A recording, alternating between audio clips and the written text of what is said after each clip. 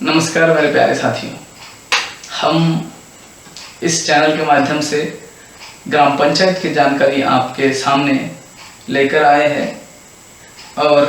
आज हम बात करेंगे जन्म मृत्यु नोंद अधिनियम के बारे में।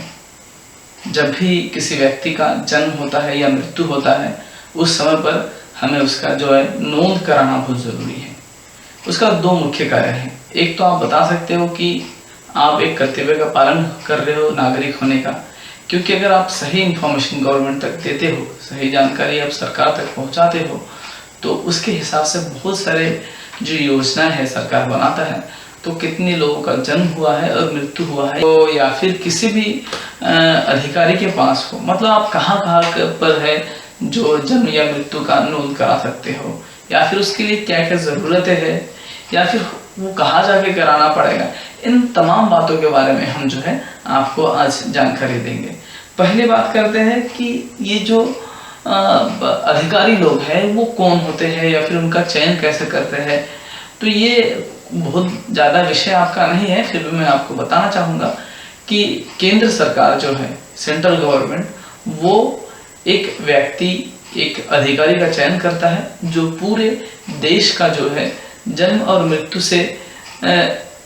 जो भी जानकारी होता है वो सारे उनके पास होता है, और उनके द्वारा ही फिर राज्य में, जिला में और उसके बाद तहसील में, फिर ग्राम पंचायत, मतलब जगह जगह पर जो यूनिट है वहाँ पर उनके अधिकारी का चयन होता है। और फिर उससे क्या हो पाता है कि देखिए, जो भी व्यक्ति नोंद कराने जाएगा जन्म या मृत्यु का, उनके आसपास ही वो अधिकारियाँ उपलब्ध हो जहाँ पे वो इजीली जो है नोंद करा पाए। ये ना हो कि आपको काफ़ी दूर जाना पड़ रहा है नोंद कराने के लिए, तो इसके लिए भी सरकार ने जो है हमारे आसपास ही ऐसे काफ़ी सारे अधिकारियों का जो है नियुक्त करके रखते हैं। ये तो हो गया अधिकारियों की बात। अब आपको कहाँ कहाँ जाके जो है नोंद करा सकते हैं, जहाँ जहाँ अधिकारी होगा वहाँ वहाँ जाके आप नोंद करा सकते हैं। उसके बाद है कि आप कैसे कराएंगे। तो देखिए, अगर किसी व्यक्ति का जन्म हो रहा है या मृत्यु हो रहा है, तो उसके जो प्रियजन हैं, उसके जो घर के मुखिया है, उन्हें खुद जाके जो है ये नोंद कराना चाहिए। बट अगर मुखिया की अनुपस्थिति हो, ऐसे समय पर उनके घर पर जो अन्य मुख्य लोग होंगे या बड़े बुजुर्ग होंगे, वो जाके जो है उनका नोंद करा सकते हैं। और कराने के लिए आपको क्या क्या चाहिए होगा। आपको कुछ चीज़ों की ज़रूरत नहीं होता है। किसी जन्म या मृत्यु के समय आपको किसी प्रकार की डॉक्यूमेंट्स की ज़रूरत नहीं होता है। आपको जाना पड़ता है और उसके बाद आपको जो है अपना परिचय देना पड़ता है, और जिस व्यक्ति का जन्म हुआ है या मृत्यु हुआ है उसके साथ आपका क्या जो नाता है, जो रिलेशन है, वो आपको बताना होता है। उसके बाद जो है आपको सविस्तार किस तरीके से जन्म हुआ है या मृत्यु हुआ है उसके बारे में सही सही जानकारी देनी होती है। ये सारी चीज़ों को जो निबंधक है वो लिखते हैं, और उसके बाद आपका वहाँ पर सही, या फिर आप अगर सिग्नेचर नहीं कर सकते हैं ऐसे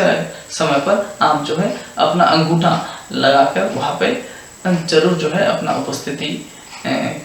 जो है दर्ज कराएं। उसके बाद फिर हम बात करेंगे कि जो समय है, समय सीमा क्या है, कब जाके हमें कराना चाहिए। तो मैं बता दूं कि जैसे कि हमने बताया है कि वो सरकारी अधिकारी होते हैं सारे, तो आपको पहले तो बात है समय का ध्यान रखना पड़ेगा कि ऑफिस टाइम जो होता है, सरकार का जो ऑफिस टाइम है उसी समय आप ज़रूर जाएं।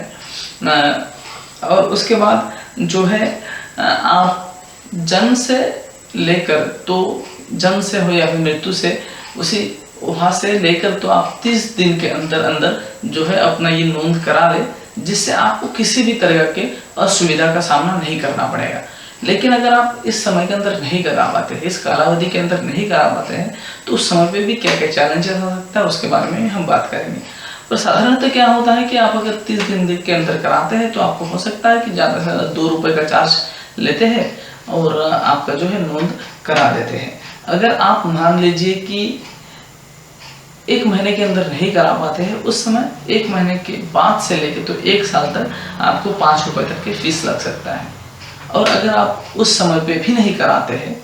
तो आपको पहले तो हम बता दें ऐसा बिल्कुल ना करें। अगर आप कर रहे हैं तो फिर आपको नोंद कराने के लिए जाना पड़ेगा जो कोर्ट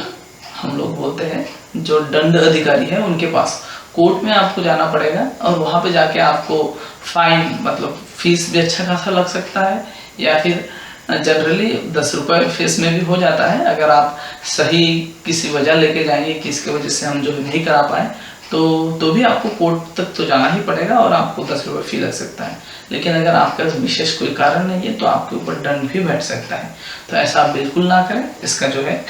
हम आपको बता देना चाहेंगे। उसके बाद हम बात करेंगे कि अगर मान लीजिए किसी व्यक्ति ने जानबूझकर अगर कोई गलती किया हो, अगर गलत इन्फॉर्मेशन दिया हो, तो ऐसे केसेस में क्या होगा, या फिर अगर आप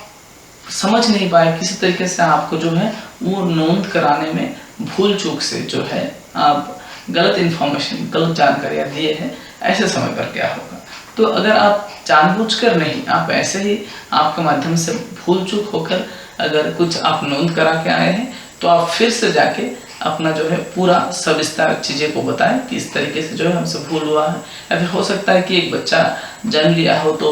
उनका जो है नाम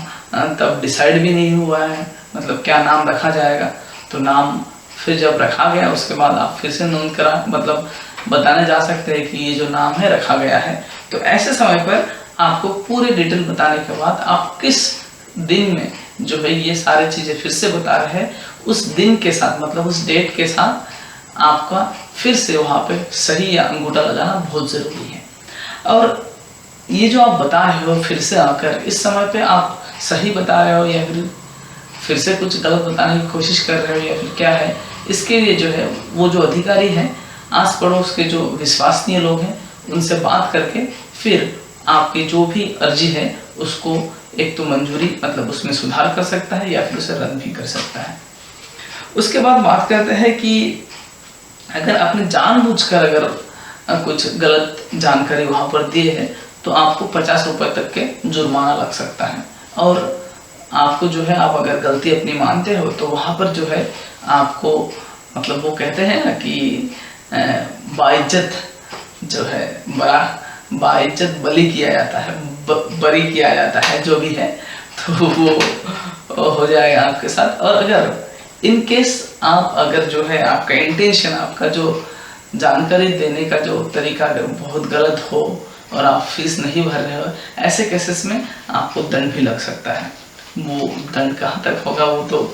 समय डिसाइड करिए। तो आप मेरा रिकमेंडेशन है कि ऐसे ज़रूर ना करें। और उसके बाद बात करते हैं कि जो NRI मतलब नॉन रेसिडेंशियल इंडियन जो है, जो भारत के निवासी तो है मूलतः लेकिन वो रहते नहीं है यहाँ पर, वो कहीं दूसरे देश में कामकाज के लिए रहते हैं, ऐसे लोगों के बच्चे